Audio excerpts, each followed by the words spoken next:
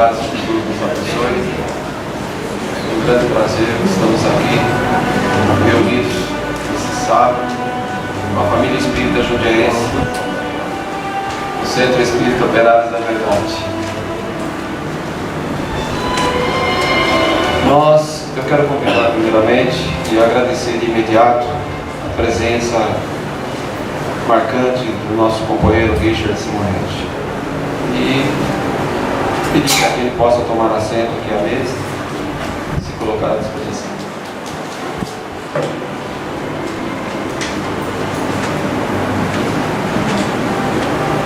Conversando com ele, já lembramos que há 9 anos ele esteve aqui conosco. Também tivemos uma presença marcante da família espírita jundiaense, como hoje. Então eu particularmente agradeço imensamente os nossos irmãos trabalhadores aqui do Operários que proporcionaram esse instante para todos nós. Muito trabalho, muita dedicação dos meninos aí que estão na esteira aí dos trabalhos espíritas da nossa casa. Nós vamos fazer a nossa prece inicial para criarmos aquele ambiente elevado, para que o nosso companheiro Richard Simonetti tenha nessa noite um amparo espiritual pleno e possa nos transmitir o valioso conhecimento espírita que ele nos traz. E que nós possamos nessa preparação estar em condições de assimilar esse conhecimento. Que tenhamos ouvidos de ouvir, como nos ensina Jesus. Então vamos todos elevar nosso pensamento a Deus, nosso Pai amado, e rogar: Senhor, abençoa esta casa, que o vosso amor, Pai querido, impregne em nossos corações a vossa luz, a vossa paz. Que o nosso irmão Richard tenha todo o amparo espiritual, Senhor, para nos transmitir o conhecimento. Que nós, Pai amado, tenhamos sim condições de assimilar esse conhecimento.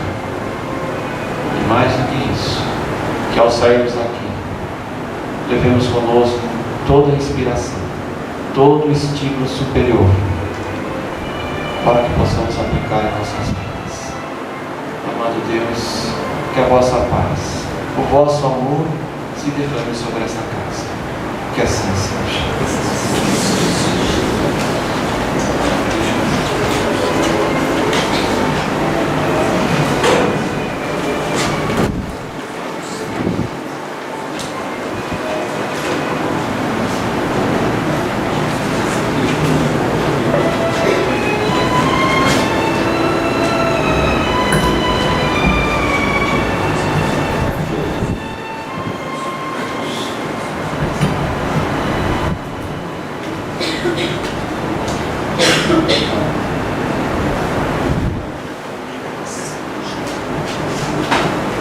Boa noite, meus amigos.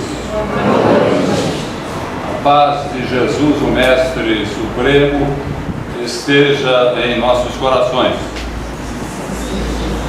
Conta o evangelista Marcos, no capítulo 9 de seu evangelho, que um homem destacou-se da multidão que cercava Jesus, dizendo-lhe: Mestre, trago-lhe meu filho, que há anos é perseguido por um espírito impuro, que onde o vê o derruba ao solo, o faz gemer, ranger os dentes, espumar, e meu filho vai secando. Pedi a teus discípulos que o afastassem, mas eles não conseguiram. Jesus pediu ao pai do menino que o levasse à sua presença.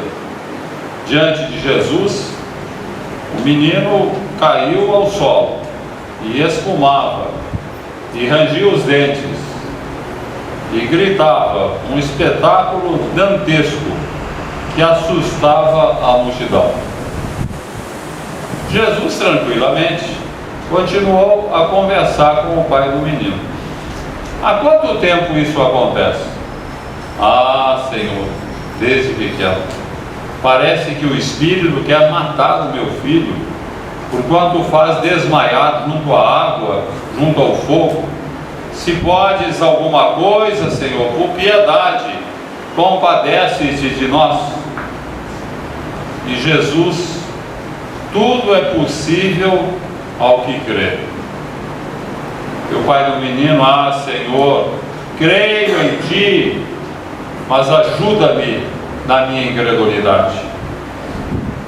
Jesus, então, dirigindo-se ao espírito, disse-lhe: Espírito impuro, eu lhe ordeno, deixe esse menino e nunca mais o atormentes.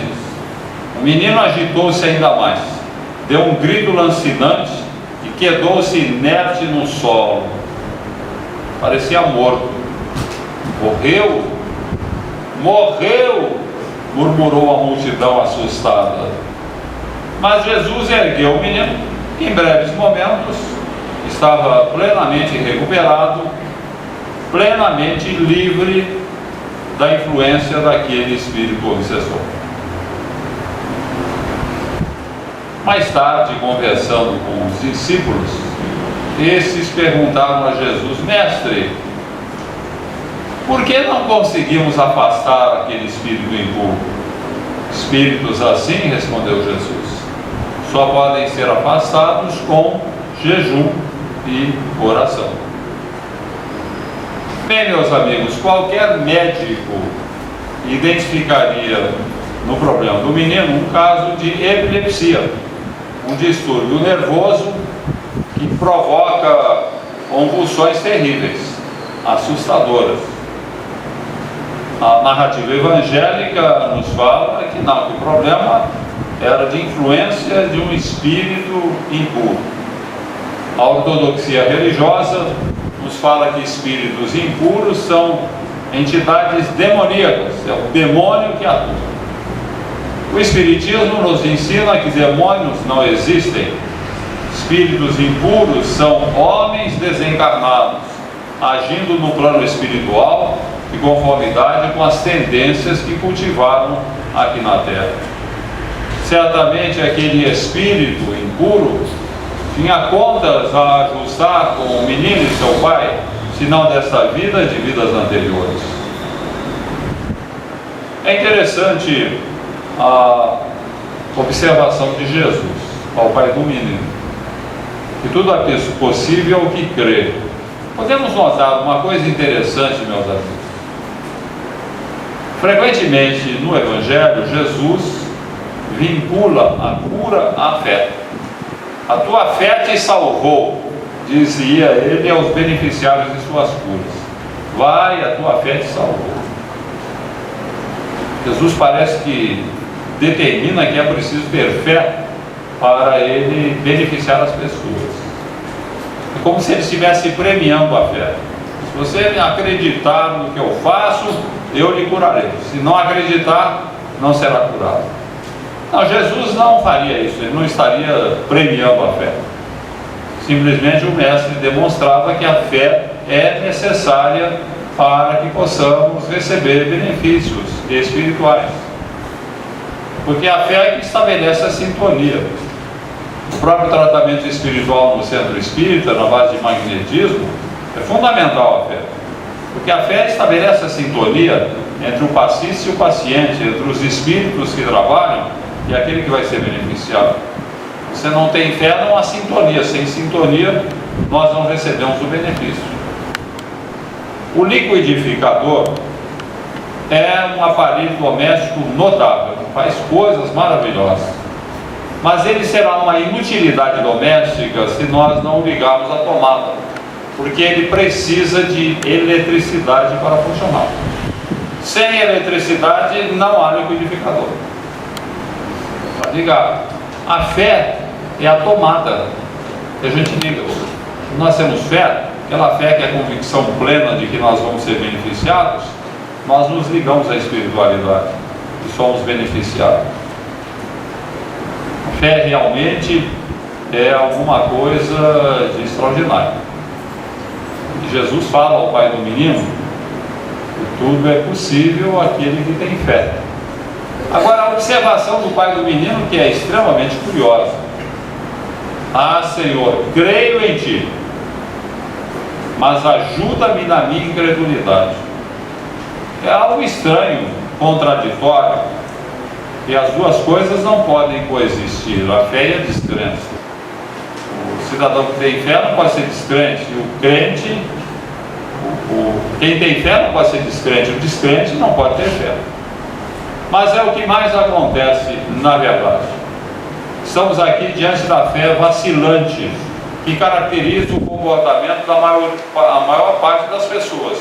A fé que vacila, a fé que crê até certo ponto. Lembra aquela história que se passa numa cidadezinha do interior do país, lá no Nordeste, que estava atravessando uma seca terrível, e a população procurou o padre na igreja: padre, vamos aqui para o senhor nos ajudar. O pasto está secando, o gado está morrendo, a lavoura está perdida, não há gota d'água nas torneiras, vamos todos perecer, padre. O senhor precisa nos ajudar, vamos orar. E o padre: meus filhos, vocês acreditam que se nós orarmos com muita fé, Deus vai abrir as comportas do céu e a chuva vai abençoar a terra? Sim, padre, acreditamos. Vocês têm fé, meus filhos? Tem fé que se nós orarmos agora vai cair a chuva? Sim, padre, temos fé. Então por que ninguém trouxe guarda-chuva? Essa é a fé vacilante, a fé que acredita desacreditando. Não há dúvida alguma, meus amigos, que uma das grandes bênçãos da nossa vida é a fé.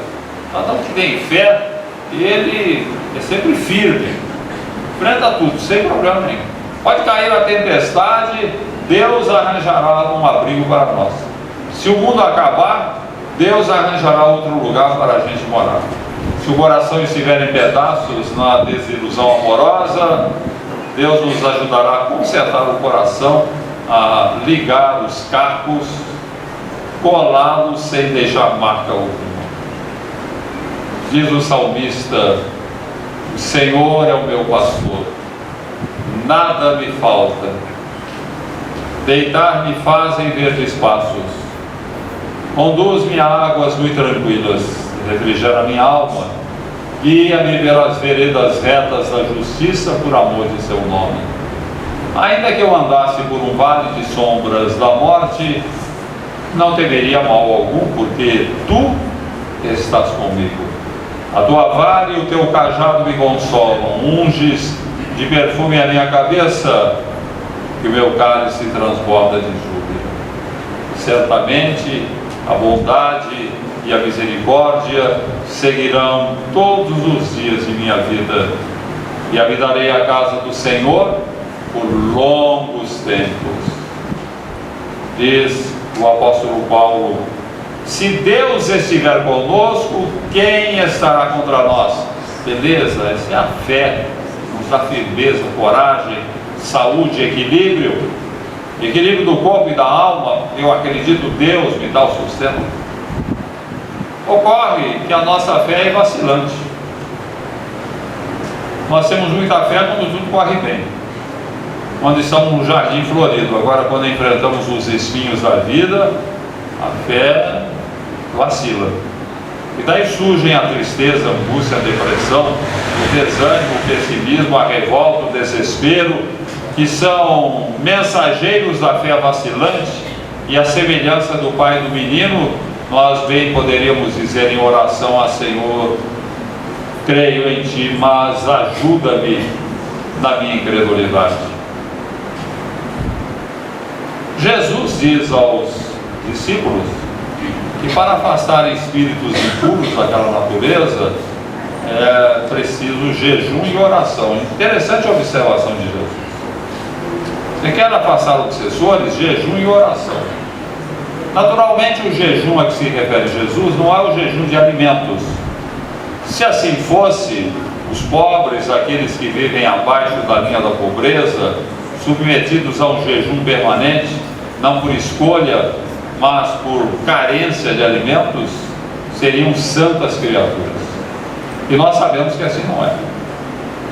Normalmente, a necessidade e a violência costumam dar-se as mãos.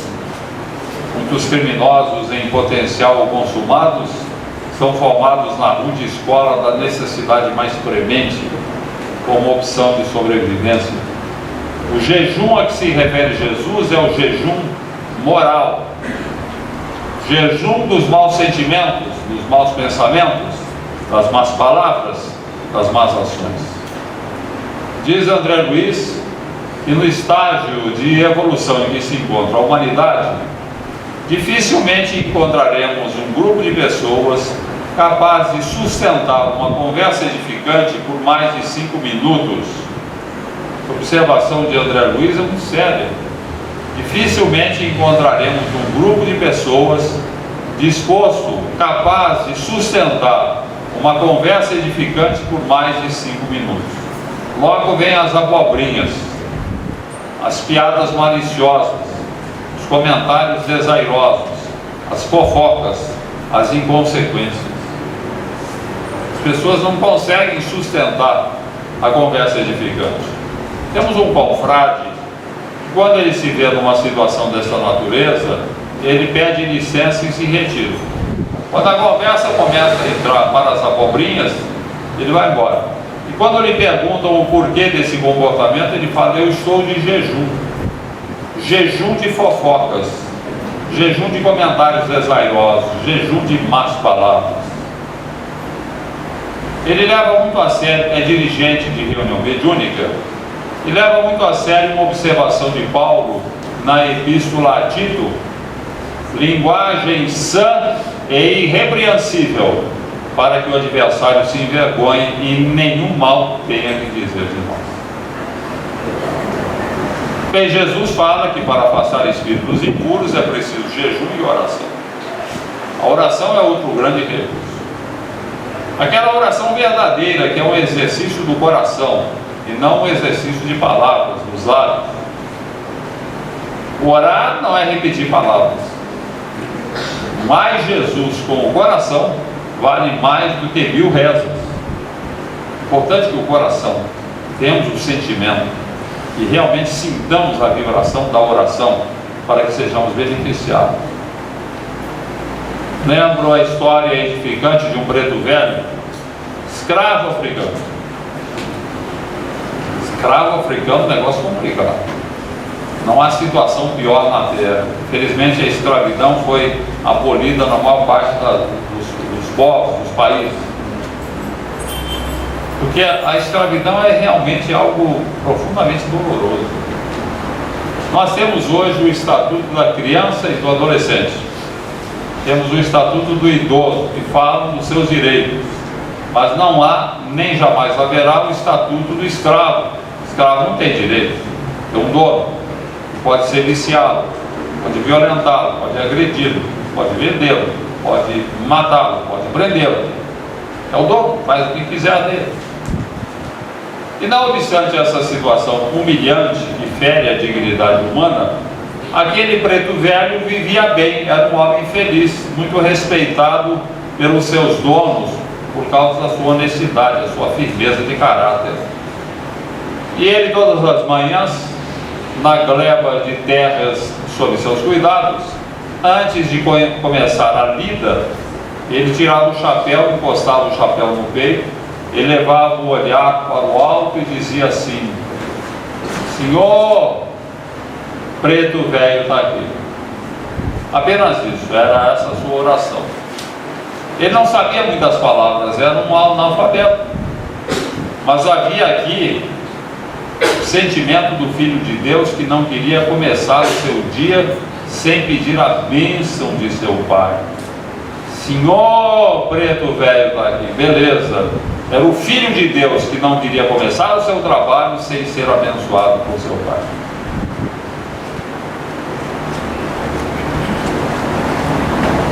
Bem, meus amigos, Imaginemos que o pai do menino e seu filho entrassem numa máquina do tempo e fossem transportados para os nossos dias. E aqui o garoto se submeteria a uma tomografia computadorizada, a uma ressonância magnética do cérebro, e se constataria ser ele portador de um foco irritativo no cérebro a provocar as convulsões. O pai do menino certamente ficaria decepcionado com os rabinos judeus que haviam lhe falado que o problema do menino era de influência de um espírito impuro. E havia um foco irritativo no cérebro. Para o espiritismo não haveria problema nenhum nessa constatação, porquanto normalmente os dois problemas estão associados: a deficiência física e a influência espiritual. E aqui acontece um detalhe importante que nós devemos pensar. Toda vez que somos assediados por um espírito em processo de obsessão, quando ele nos envolve, será justamente a parte mais frágil de nossa constituição física a acusar o impacto maior. Se o cidadão sofre de enxaqueca, ele vai ter dor de cabeça. Se ele sofre do fígado, vai ter uma crise hepática. Se ele tem distúrbios circulatórios, a pressão dele vai subir. O espírito pressiona e a parte frágil da nossa constituição vai acusar. As pessoas falam, mas não tem nada a ver uma coisa, não tem a ver, meu filho, você tem um problema. Só que toda vez que você é acionado, que você é envolvido pelo espírito, é a parte frágil da sua constituição física que vai acusar. É como inflar uma bexiga. Pegamos uma bexiga e vamos lá soprando, ela vai crescendo, crescendo, crescendo, até chegar no momento em que ela vai estourar. Vai estourar aonde? Onde a borracha for mais frágil, ali ela vai estourar. O mesmo acontece conosco. Toda vez em que somos assediados, a parte frágil vai acusar. Por isso a gente faz o tratamento, faz tratamento médico, faz tratamento espiritual, temos que tratar dos dois lados. Existe a contraparte física. E não há nem necessidade de estarmos sob influência espiritual. Toda vez em que perdemos a calma, em que ficamos tensos, nervosos, irritados, ficamos raiva de alguém, ódio de alguém, em que não estamos lidando bem com uma situação e ficamos tensos, será a parte frágil da nossa constituição física que vai acusar. Nós vamos ter uma crise de enxaqueca, se ele olhar para trás, vai ver que em dias anteriores ele teve uma crise de irritação, ou gritou com alguém, ou brigou com alguém. Tem um amigo em Bauru que ele sofre de gota. Gota é um mal terrível, que dá uma dor intensa nas articulações, nas crises. Esse nosso companheiro, ele mantém a calma. Ele fala para mim, se eu perder a calma, se eu brigo na minha casa ou no trabalho, se eu me descontrolo, logo vem a crise da gota, porque a tensão nervosa provoca a crise. Então, se nós queremos ter saúde, é preciso manter controle sobre as nossas reações. Nunca ter irritação, ódio, rancor, nada disso. Nunca nos deixarmos agitar por uma situação qualquer, porque independente do fato de estarmos sendo assediados por espíritos, a parte frágil vai, sem dúvida alguma, acusar. Então, as crises acontecem porque nós as provocamos com as nossas reações indébitas. Bem, meus amigos, uma coisa curiosa. Os cientistas na atualidade, materialistas, estão desenvolvendo uma ideia muito interessante. Eles falam do TOP, que é uma sigla que envolve na parte posterior do cérebro os lóbulos temporal, occipital e parietal, na parte posterior. Eles chamam de TOP. A novidade é a seguinte, eles dizem que o TOP é uma personalidade, um inquilino que mora no nosso cérebro, tem personalidade própria, como se fosse um ser morando na nossa cabeça, usando como residência esses lóbulos. E com isso eles procuram justificar o fato de sermos frequentemente, constantemente, visitados por pensamentos estranhos. Acontece com todo mundo, pensamentos que vão bailando na nossa cabeça, que às vezes até nos perturbam. Então dizem eles, é o top. Nós podemos até estabelecer contato com esse inquilino que mora no nosso cérebro, prestando atenção aos pensamentos, quando não são próprios, quando não são fruto do exercício do nosso raciocínio. Veja aí, o top está falando com você, preste atenção. Pode até dar um recado para o top, olha, eu estou aqui, à sua disposição, pode falar que eu ouço. E é interessante que no propósito de reduzir os fenômenos mediúnicos, de influência espiritual, a meras manifestações do nosso cérebro, esses nossos irmãos estão confundindo a manifestação dos espíritos com a ação de um indivíduo que mora na nossa cabeça, que seria o top. A doutrina espírita nos esclarece de uma forma muito mais tranquila sobre o assunto. Na questão 460 do Livro dos Espíritos, Kardec pergunta: a par dos pensamentos que não são próprios, outros haverá que sejam sugeridos? Diz o mentor: vossa alma é um espírito que pensa, não ignorais que frequentemente muitos pensamentos vos ocorrem a um só tempo com relação ao mesmo assunto, e não raro contrários uns aos outros? Pois bem, no conjunto deles tendes de mistura os nossos com os vossos pensamentos. Daí a incerteza em que vos vedes, é que tendes em vós ideias contrárias a se combaterem. O mentor espiritual está dizendo que esses pensamentos que surgem na nossa cabeça são produzidos por espíritos que nos acompanham, e todos nós temos sensibilidade para captar esses pensamentos. Por isso é que esses pensamentos estranhos ficam bailando na nossa cabeça, muitas vezes até produzidos por espíritos impuros ou espíritos obsessores.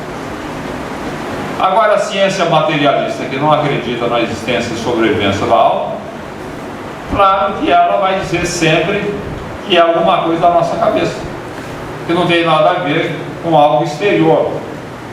A parapsicologia materialista fala do inconsciente para explicar uma série de fenômenos que não encontram explicação se nós não admitirmos a existência dos espíritos. Então a parapsicologia materialista fala que o inconsciente é um Deus que nós temos dentro de nós, capaz de realizar prodígios e de responder a qualquer pergunta que seja formulada. Ele é um Deus, ele responde a qualquer pergunta. Carlos Embaçaí, o grande escritor e polemista espírita de saudosa memória, ele tinha uma expressão interessante. Ele falava: os cientistas falam que tudo é fruto do inconsciente, que se manifesta a uma entidade, é o inconsciente que está disfarçadamente se manifestando. E o Embaçaí dizia o seguinte: é um velhaco.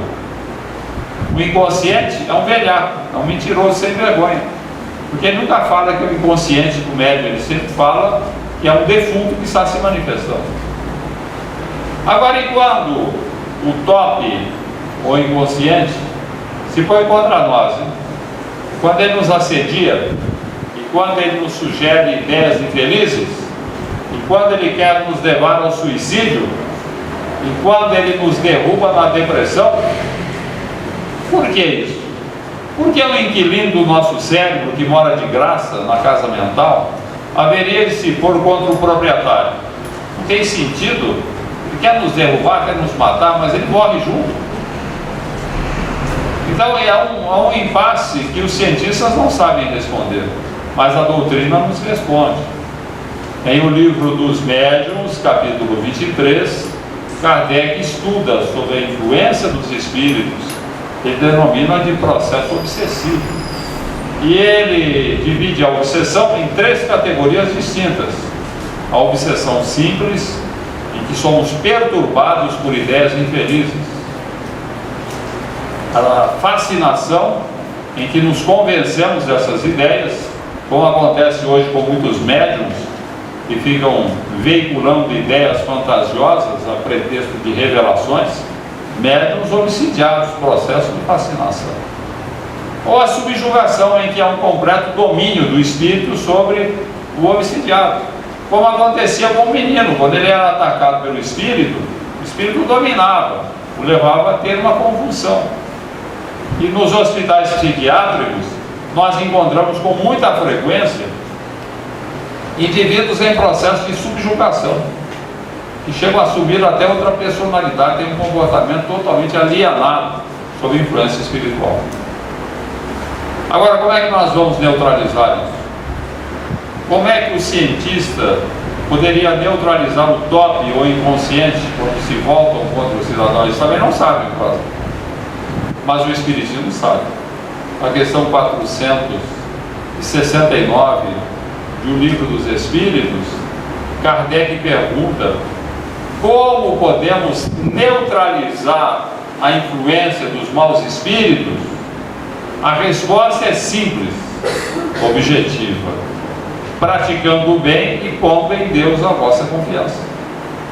Praticando o bem e confiando em Deus, nós nos livramos de espíritos obsessores. Não é que os afastamos, nós nos afastamos deles. Porque todo o processo obsessivo, ele é sustentado pelo fator sintonia. Isto daqui é inevitável. Tem que acontecer a sintonia, senão não há ligação com o espírito nenhum. Como é que eu me ligo ao obsessor? Pela sintonia psíquica determinada pela natureza dos meus pensamentos, das minhas ações, da minha maneira de viver. Então a minha maneira de viver, meus pensamentos, as minhas atitudes, estabelece um padrão vibratório compatível com o do obsessor, ele me ascendia.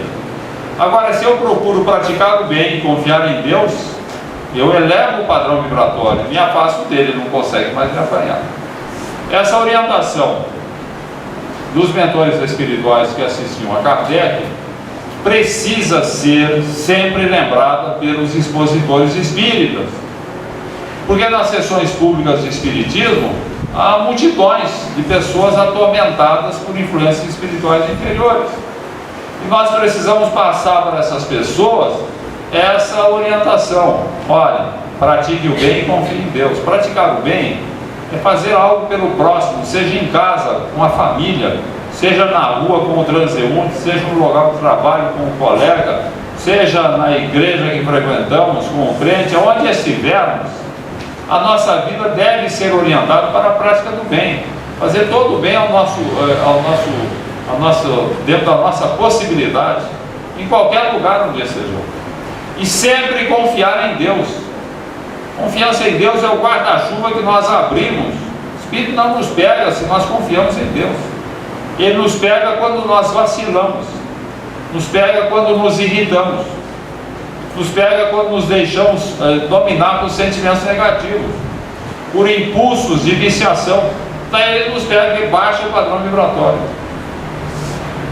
Quer se livrar da obsessão? Pratique o bem e confie em Deus o tempo todo, nas 24 horas de cada dia. Seria por aí.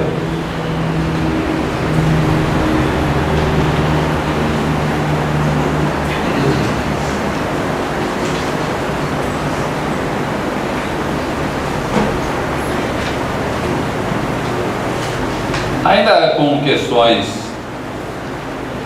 envolvendo o cérebro, o século XXI está sendo chamado o século do cérebro. Modernos instrumentos de pesquisa permitem hoje literalmente ver o cérebro funcionando. Antigamente nós tínhamos a tomografia computadorizada e permitia uma fotografia do cérebro. Hoje, com a ressonância magnética e outros aparelhos, o cientista vê o cérebro em funcionamento. E através de outros aparelhos ele consegue examinar todas as estruturas cerebrais de tal forma que ele pode ver registros no cérebro determinando o tipo de comportamento do indivíduo, se ele é sensível aos vícios, se ele vai ser um viciado, se ele vai ter câncer em determinada época da sua vida, se ele vai ter uma vida longa ou breve. Parece que está tudo registrado no cérebro. O cérebro é o computador, o programa de computador determinando o que vai ser o indivíduo. Vai daí que se desenvolveu na atualidade nos meios científicos a ideia de um paralelismo neuropsicofísico. segundo essa ideia, nós somos o nosso cérebro. Está tudo registradinho no nosso cérebro. O que nós vamos ser, as nossas tendências, a nossa vocação, doenças que vão surgir, o nosso cérebro seria o comandante de tudo. Bom, com base nessas ideias, os cientistas desenvolvem teorias muito interessantes. Um cientista desenvolveu a ideia e publicou a respeito do assunto de que a infidelidade conjugal é um recurso da natureza para perpetuar as espécies, ou particularmente a espécie humana. Ele quer dizer o seguinte: quanto maior a promiscuidade sexual, maior a possibilidade de nascerem crianças, perpetuando a espécie humana. Então eu imagino, com base nessa teoria, o marido que está sendo processado pela mulher, que quer um divórcio litigioso. Eu imagino ele diante do juiz: senhor juiz, eu amo a minha esposa, adoro os meus filhos, gosto demais da minha casa, eu não quero me separar de forma nenhuma. Eu sei que eu não posso pular a cerca, que eu não devo trair a minha mulher, mas não sou eu, senhor juiz, o meu cérebro. Meu cérebro, ele é que me induz a pular a cerca, eu não tenho culpa. Com base em ideias assim, nós podemos justificar qualquer deslize de comportamento humano, qualquer comportamento antissocial. Eu imagino o ladrão, o larápio, diante do juiz: senhor juiz, eu sou um homem honesto, temente a Deus, sei que é pecado roubar, mas são os meus neurônios, das profundezas do meu cérebro, eles gritam o tempo todo: roubar, roubar, e eu não resisto. Sou eu, são os neurônios. Meu cérebro, diz o bebum, é uma esponja etílica. Se não encharco com água que passarinho não bebe, ele não me dá sossego. Então, com base nessa ideia de que o cérebro comanda tudo, você explica qualquer tipo de comportamento. Como não poderia deixar de ser, isso é um prato cheio para aqueles que combatem o espiritismo. Como se o espiritismo cultuasse outro Deus, que não o Pai comum de amor e misericórdia revelado por Jesus, outro ideal que não vem de todos os homens. Já vi fundamentalistas religiosos combatendo a reencarnação com base nesse paralelismo. Está vendo? A ciência demonstra que há um paralelismo neuropsicofísico. O cidadão, de acordo com o arranjo do cérebro, que tem as suas tendências, a sua maneira de ser, não tem nada a ver com a experiência do passado. Interessante, esses nossos irmãos, para combater o espiritismo, estão caindo no materialismo. Se tudo é cérebro, cadê Deus? Onde é que está Deus? Onde é que está a justiça de Deus? Afinal, Deus está sujeito à biologia?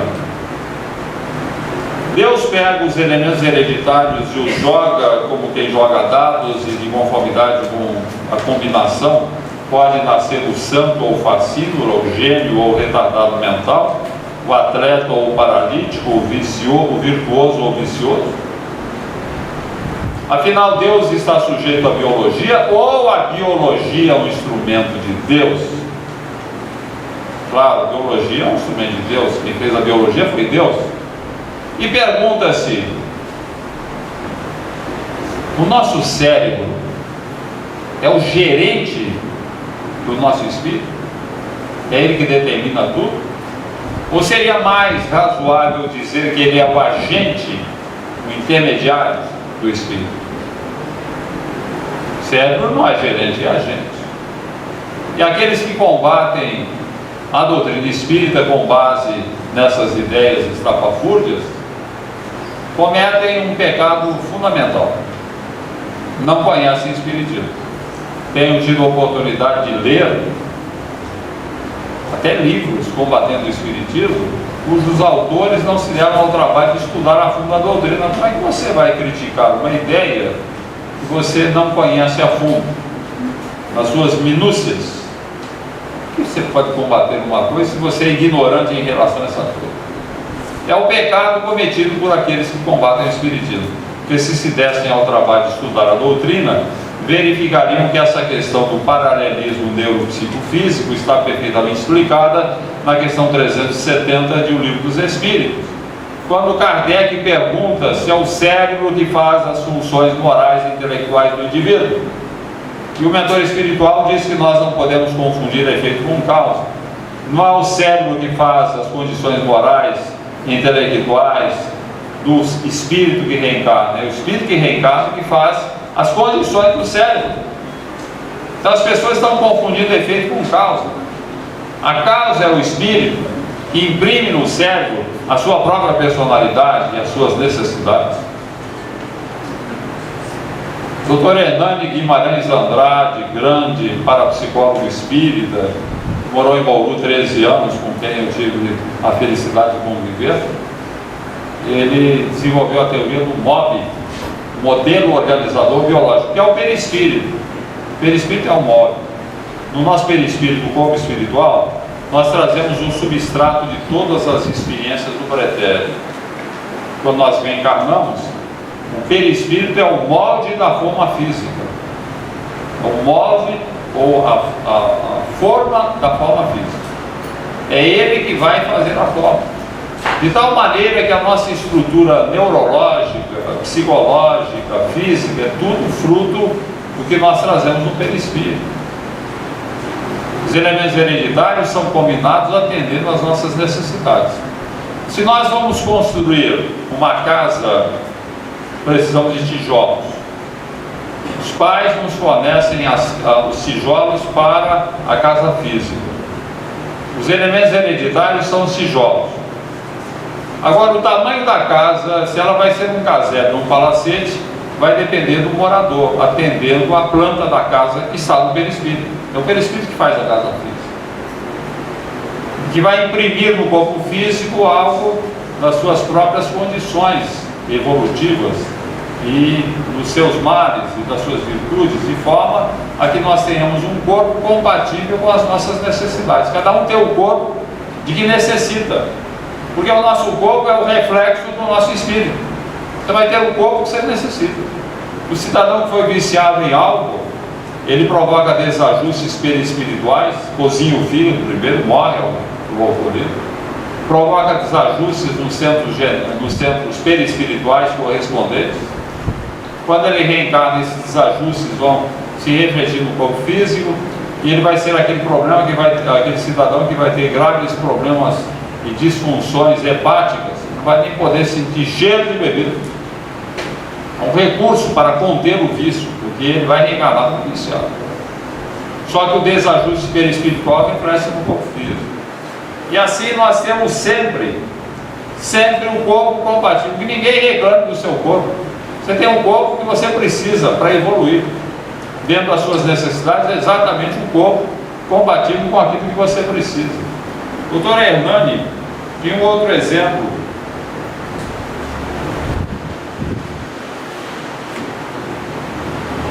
Muito interessante. Ele dizia assim: você pega a limalha de ferro é o ferro em pó praticamente. Coloca em cima de uma folha de papel. Aí você pega um ímã e bota embaixo. O que vai acontecer? A limalha vai se movimentar e vai assumir a forma compatível com o campo magnético do ímã.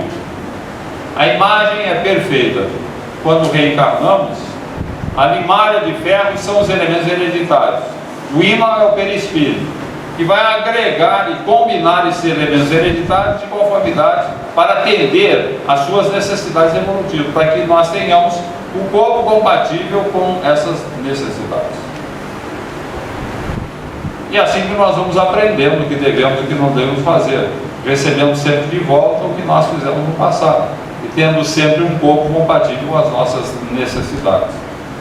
Surge uma dúvida daqueles ainda que não aceitam muito a reencarnação: se nós reencarnamos para colher o que semeamos de errado no passado, sofremos as consequências do mal que praticamos, por que é que não lembramos?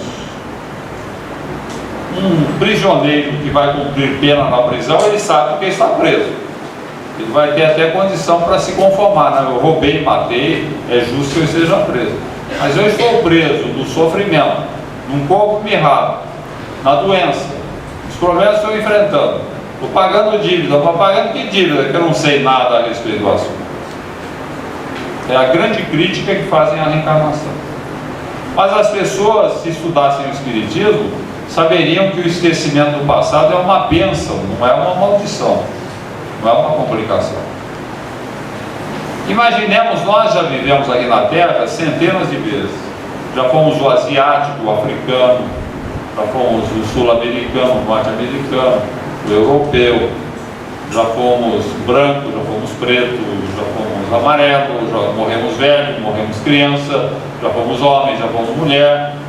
Agora imaginem se nós lembrássemos de todas essas existências numa sobreposição existencial. Você lembra de tudo, ficaríamos doidos, não suportaríamos. Nem o nosso cérebro físico tem condições para isso, porque ele só tem registros para aquilo que passa pelos 5 sentidos: tato, paladar, olfato, a visão e a audição. Por isso que quando nós encarnamos, esquecemos o passado, porque não há registro no cérebro. Quando a pessoa lembra uma existência passada, há casos de exceção em que a literatura psíquica nos fala muito a respeito disso. Ela não lembra de uma existência, é um transtorno na vida dele. Às vezes até de tratamento psiquiátrico, porque está lembrando de uma existência. Há uma sobreposição, de repente seus pais não são seus pais, ele não mora ali, ele não é o seu José, é o Mané. Como é que fica? É um negócio complicado. Imaginemos lembrar de tudo. Então o esquecimento do passado é uma bênção. Uma bênção. Nós necessitamos dele. E aprendemos sim. Não obstante não sabemos porque estamos enfrentando dificuldades, nós vamos aprendendo o que devemos e o que não devemos fazer, até por uma questão de reflexo condicional, associado à reencarnação e à lei de causa e efeito. A teoria dos reflexos condicionados foi desenvolvida por Ivan Pavlov, grande cientista russo, no início do século XX. Ele percebeu que toda vez que ele dava alimento para os cães, esses salivavam. Ele apresentava a carne, os cães começavam a salivar, o que é uma reação natural, é um recurso da natureza até para facilitar a digestão. A saliva ajuda na digestão. Quando o animal vê o alimento, ele está faminto, ele começa a salivar. Daí Pavlov resolveu fazer uma experiência. Ele tocava uma sineta e em seguida, momentos depois, ele dava o alimento. Tocava a sineta e dava o alimento. Com o tempo ele percebeu que bastava tocar a sineta e os cães já salivavam. Reflexo condicionado. Esse é o reflexo condicionado. Eles incorporaram o reflexo, sabendo que cada vez que tocava a sineta eles iam receber o alimento. Então por reflexo eles já salivavam. Uma ideia, para nós termos uma ideia a respeito do assunto, uma história interessante envolvendo o zelador de uma casa paroquial que detestava gatos. E o problema é que na casa paroquial havia muitos bichanos e o padre adorava os gatos e ele não sabia como fazer para livrar-se deles. Um dia ele leu sobre os reflexos condicionados, a teoria de Pavlov, e ele resolveu aplicar a teoria nos gatos para se livrar deles. Então o que ele fazia? Ele começou preparando uma lauta refeição de sardinha, alimento preferido dos gatos, chamava a gataiada, uns 20 gatos, no pátio, servia a sardinha. Quando os gatos começavam a comer, ele pegava um chicote, falava alto e bom som: Deus seja louvado, e mandava ver em cima dos gatos. Judiava dos gatos que fugiam apavorados. E ele foi repetindo isso. Dava o alimento, o gato começa a comer, Deus seja louvado, e vai lambada em cima dos gatos.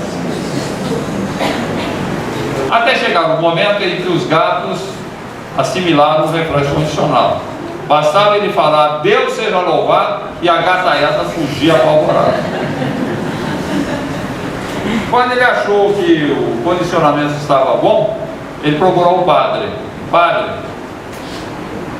eu acho que nós estamos com um problema com os nossos gatos. Problema, meu filho? Por quê?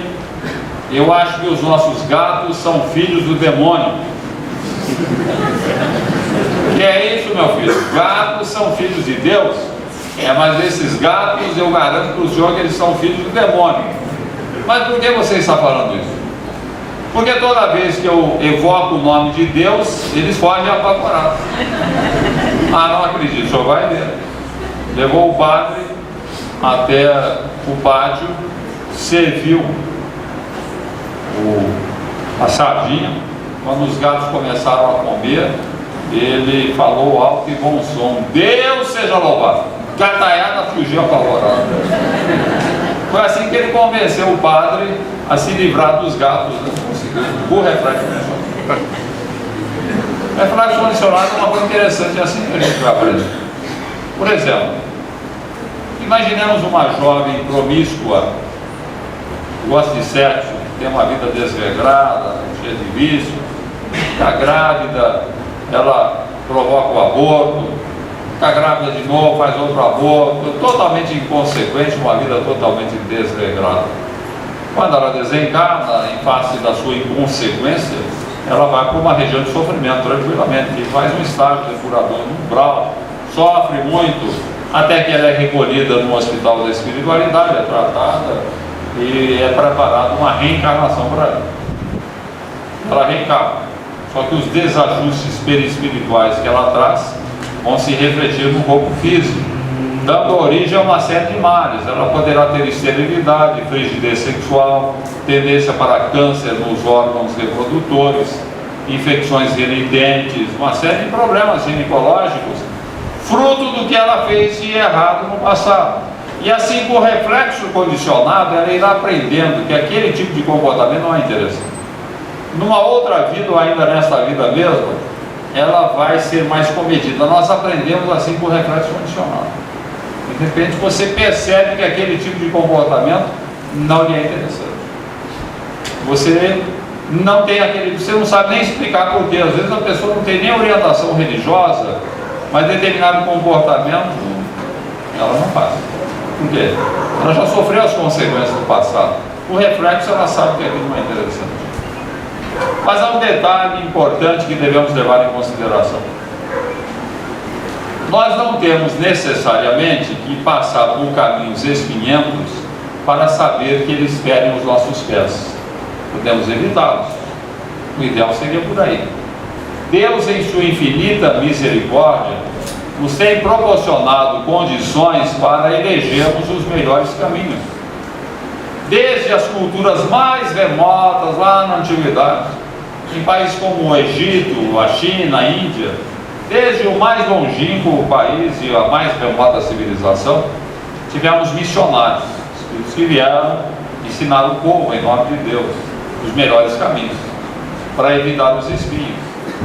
E há determinadas épocas na história da humanidade, quem fala isso é Kardec, em O Evangelho segundo o Espiritismo, em que a humanidade atinge um patamar de desenvolvimento que permite que ela receba uma revelação divina. De um conjunto de ensinamentos que não interessam a um povo apenas, mas a todos os povos. E que não interessam a uma época apenas, mas que têm caráter de perenidade, são eternos. E segundo Kardec, a primeira revelação divina que nós recebemos foi na tábua dos 10 mandamentos da lei, recebida por Moisés no Monte Sinai, onde está registrado aquilo que não nos é lícito fazer. Em resumo, não matar, não roubar, não mentir, não trair, não cobiçar, não cometer adultério, não fazer fofocas, enfim. É a revelação do não. O que nós não devemos fazer, consubstanciando a revelação da justiça. Revelação de Moisés é da justiça. Os nossos direitos terminam onde começam os direitos do próximo. Você pode fazer o que você quiser, desde que você não prejudique os semelhantes. Passa-se algum tempo e vem uma outra revelação. Em Moisés, o que não fazer, justiça. em Jesus, o que fazer? Amor. Amor a Deus acima de todas as coisas, ao próximo como a nós mesmos. Fazer ao semelhante o bem que gostaríamos nos fosse feito. Então percebamos as duas revelações, que elas se harmonizam, e a de Jesus já engloba a primeira revelação. Porque fazer ao próximo o que nós queremos que não seja feito implica em não fazer ao próximo o que não queremos para nós. Justiça em Moisés, amor em Jesus. Com o Espiritismo, a terceira revelação. O Espiritismo é essa bênção de Deus que nos dá uma visão muito objetiva das realidades espirituais. Tem uma visão de onde viemos, porque estamos na Terra, para onde vamos, porque sofremos, porque enfrentamos problemas, porque ficamos obsidiados. Está tudo explicadinho no Espiritismo. Ele nos dá uma visão muito objetiva. Então podemos sintetizar o Espiritismo numa única palavra: dever. O Espiritismo é a revelação do dever, nos mostra que é indispensável que pratiquemos a bondade. Moisés nos convidava a não praticar o mal, Jesus nos convida a praticar o bem. O Espiritismo demonstra ser indispensável que não pratiquemos o mal e só pratiquemos o bem, senão que quisermos colher sofrimentos e dores que vão se perpetuar enquanto nós não seguirmos pelos caminhos de cumprimento daquilo que Deus espera de nós.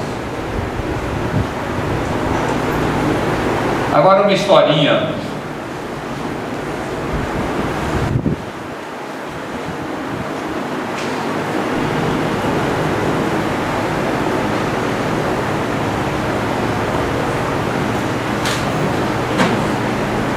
Uma historinha para a qual eu desejo chamar a atenção dos pais, que têm crianças pequenas, dos evangelizadores.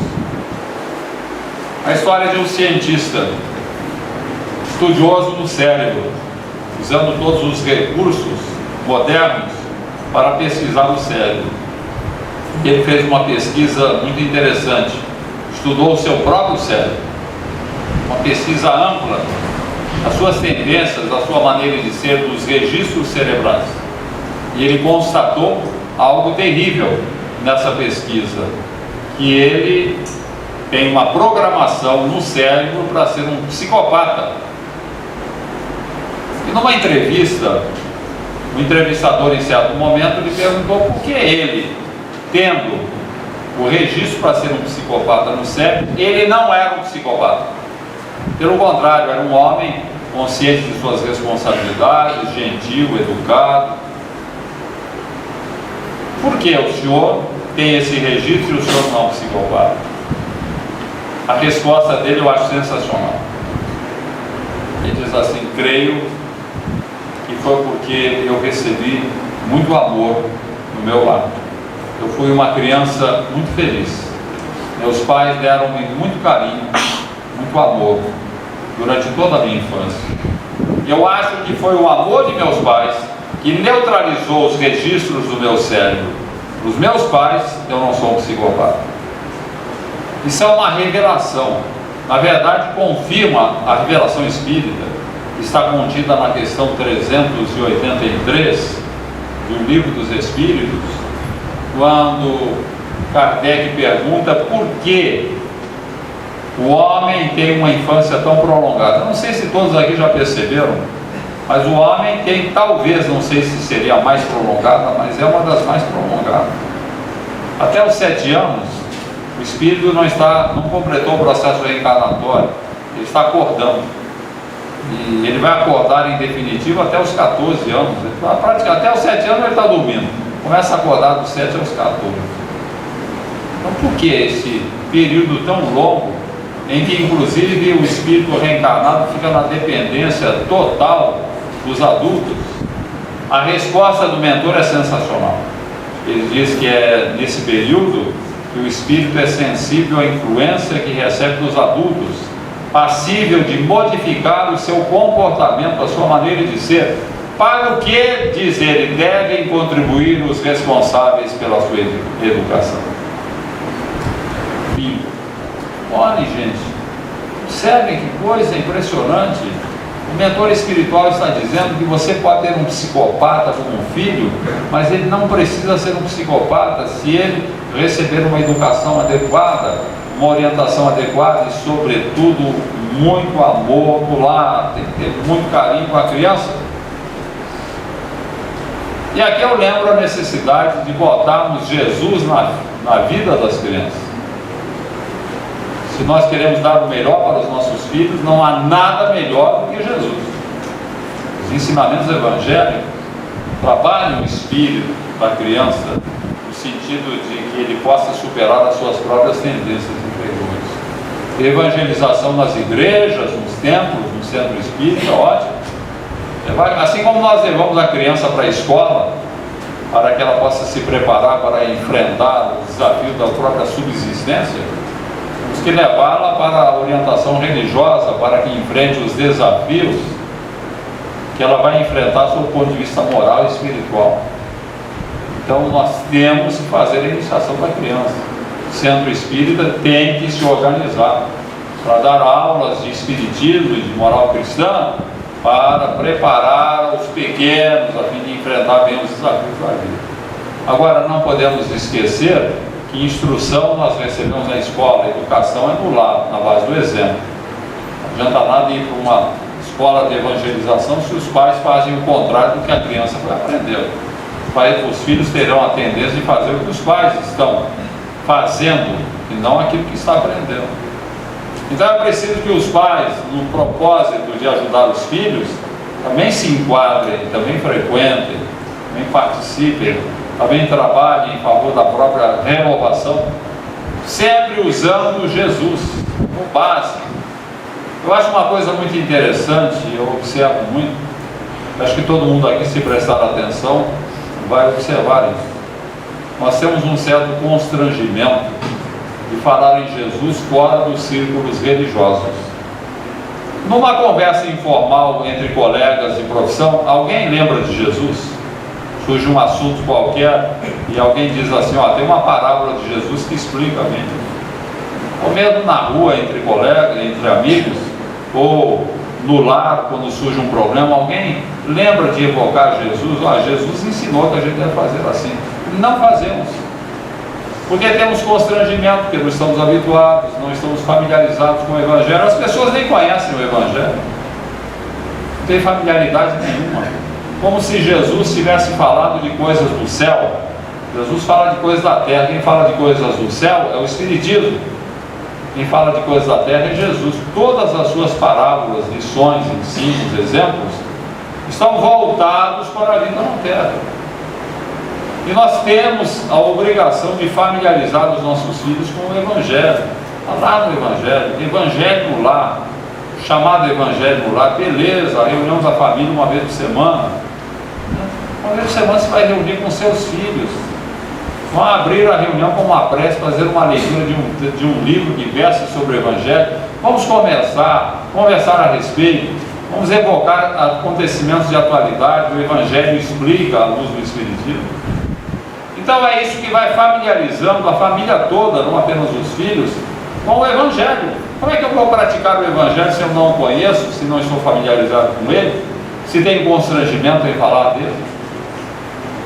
Isso é fundamental para que os nossos filhos, seja qual for aquilo que está registrado no cérebro, para o bem ou para o mal, nós possamos atuar e melhorar, principalmente no período infantil, para que os nossos filhos enfrentem os desafios da vida superando as próprias limitações. E uma coisa que eu acho fundamental, não esqueçamos desse empenho de apresentar aos nossos filhos aquela professora muito boa, uma professora ótima, magistral, excelente, que nos acompanha o tempo todo, que jamais nos larga. Uma professora muito severa, enérgica, aparentemente enérgica até demais, mas ela é indispensável no estágio de evolução em que nos encontramos. É essa professora que vai nos buscar quando nós nos transviamos, é essa professora que nos coloca de joelhos quando esquecemos de Deus. Essa professora nos é apresentada por José Petitinga, notável lidador espírita baiano, já desencarnado. E Petitinga escreveu um poema para nos apresentar essa mestra incomparável, dizendo assim: quando nasci, nasceste, anunciaste minha vinda ao mundo com um gemido, e nunca mais de mim te separaste, sempre juntos os dois temos vivido. Conheço a tua garra e tu conheces meus desejos, minhas fraquezas, tudo. És tu que arrancas de minha alma as preces, tu que me obrigas a um braviço inútil. Minha sombra não és, percebo agora, mas a sombra exige claridade, e eu te vejo e te sinto a toda hora, a luz do sol em plena escuridade. Se acaso o riso incauto vem de mim se aproximando, teu vulto ameaçador também diviso ao lado seus passos despreitando. Parece que te abrasa ardente zelo por tudo que me segue e me procura. Tudo em mim tem a marca de teu selo, ideias, sensações, amor, ternura. Até os meus mais secretos pensamentos, se ós espreitas, rancorosa e fria, negas aos meus rudes padecimentos a extrema unção bendita da alegria. Quem, pois, és tu que tanto me acabrunhas? Quem és? Se me acompanhas como amante, por que cravas as largas unhas no peito meu sem forças, arquejante? Quem és? Bem sei quem és. Bem sei quem és. És a dor inexorável. És a estrela polar de minha vida, és minha companheira inseparável, enquanto o mal em mim achar guarida.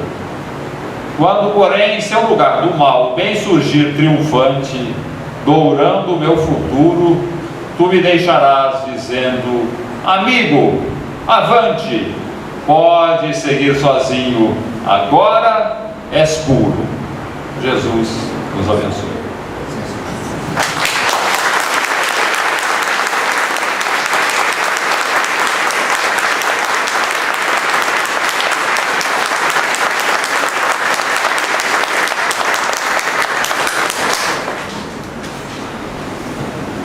Agora é a hora do comercial. Só um minutinho, gente. Eu acho importante alguma coisa a respeito do material que eu trouxe aí. Estamos lançando, foi lançado no começo do mês passado, o livro Depressão, uma história de superação. É um romance. Eu entendo que o grande mal do século XXI, não há dúvida nenhuma, é a depressão. Calcula-se que 30% da humanidade já teve, terá ou virá a ter depressão. É um número muito grande. Se considerarmos 7 bilhões de habitantes, seriam 2 bilhões e 100 milhões de pessoas que já tiveram, que vão ter ou terão depressão. E nós sabemos que a depressão está muito associada à influência espiritual, sem dúvida nenhuma. Existe o problema que a pessoa traz, existe o problema que a pessoa adquiriu pelo seu comportamento, existe o problema induzido por espíritos obsessores. É tratado por todos os lados. E essa história é a história de um médico, interessante médico, um homem muito inteligente, muita cultura, com depressão, uma terrível depressão, envolvendo coisas que ele fez em vidas anteriores, coisas que ele fez nessa vida. E o livro todo é a luta dele no sentido de superar a depressão, tendo a ajuda de mentores espirituais, do centro espírita que ele começou a frequentar.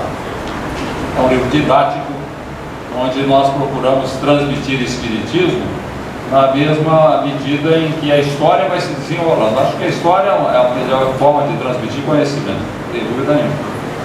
Mas vamos colocando o pensamento espírita. Só um exemplo do que a gente aborda, procurando explicar certas coisas que as pessoas não sabem. Por exemplo, esse médico, ele começa a frequentar no centro, em determinado momento ele começa a ter sono nas palestras. E toda vez que ele abre um livro espírita, ele tem sono. E ele comenta com o orientador dele no céu, que estava com aquela dificuldade. O orientador explica, é simples, se você tem um perseguidor espiritual, você começa a se interessar pelo espiritismo, que vai ajudá-lo a libertar-se da sua influência, o que vai acontecer durante as horas de sono, ele vai submetê-lo a processo de hipnose, com condicionamento pós-hipnótico, a sugestão pós-hipnótica. O espírito fala assim para o obsidiado: toda vez que você abrir um livro espírita ou for ouvir um assunto sobre espiritismo, vai lhe dar sono. É sugestão pós-hipnótica. O que acontece com muita gente que começa a frequentar o centro e não sabe por quê. A maneira de vencer isso é insistir, orar muito, porque a sugestão pós-hipnótica ela tem que ser realimentada. Se a pessoa consegue melhorar o comportamento, ter uma sintonia melhor, orar, não sendo realimentada, com o tempo ela vai desaparecer. Esse é um exemplo, eu procuro apenas demonstrar que a ideia é transmitir conhecimento espírita, sobretudo. Como nós podemos melhorar a nossa vida, inclusive, conhecendo esses detalhes todos. Né? Então, depressão, uma história de superação, já estou dizendo no título que o médico ficou bom. Né? O romance espírita dá tudo certo no final. Ele sara da depressão, beleza. E também um movimento que nós estamos fazendo em Bauru, a editora lá, é um movimento de gravação de palestras, que depois são comercializadas em CD e DVD. A palestra de hoje, Cérebro, Agente ou Gerente do Espírito, ela foi gravada em CD e DVD. Então, numa caixinha, a pessoa tem um CD para ouvir no rádio do carro, que hoje cada vez mais a gente fica parado no trânsito, não é para ouvir palestra. E o DVD para você ver e ouvir em casa. Então tem essa palestra Cérebro, a palestra de amanhã que nós vamos fazer sobre a morte também, trouxemos gravada. Uma palestra que vamos fazer em Santa Bárbara do Oeste sobre os poderes da mente humana, que é uma receita de vida, também trouxemos. Temos vários títulos aí sobre obsessão. Para aqueles que estiverem interessados, o preço é R$25, tanto as palestras, a caixinha com as duas palestras, quanto os livros, é preço único para facilidade de troco.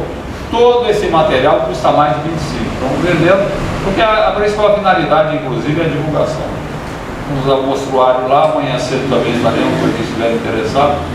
E desculpem o comercial, né? Só para o pessoal saber o material que a gente está trazendo, tá bom? Obrigado. Obrigado.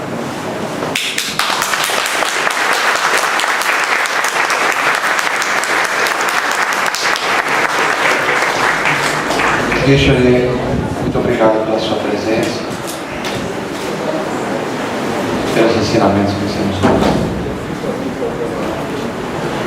O Richard vai ficar aqui à disposição de todos para autografar os livros que vocês venham adquirir.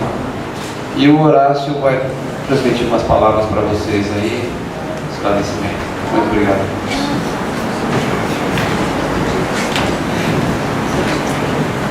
Boa noite a todos. É um prazer muito grande estar compartilhando com vocês esta palestra que certamente edifica, né, o compromisso que nós temos junto à espiritualidade. São temas que certamente vão refletir no nosso sono físico hoje à noite. Eu só queria fazer alguns comentários ao final das assinaturas que o Richard vai estar promovendo. Aqui embaixo nós vamos ter um chá, tá, para quem tiver disponibilidade aqui na cozinha. Vai ficar um pouquinho apertado e a gente vai, na realidade, se dividir. Esse é o primeiro ponto. O segundo recadinho está relacionado à palestra de domingo, que vai ocorrer normalmente aqui embaixo, tá, no segundo salão. A partir das 8h30, nós teremos um encontro com os jovens, e se os pais puderem estar conosco, será um grande prazer. O Richard vai estar conosco também na parte da manhã, desenvolvendo o tema como ele abordou, sobre a morte. Esse encontro com os jovens tem a finalidade de fazermos com que as outras casas espíritas que fazem parte da USE, que fazem parte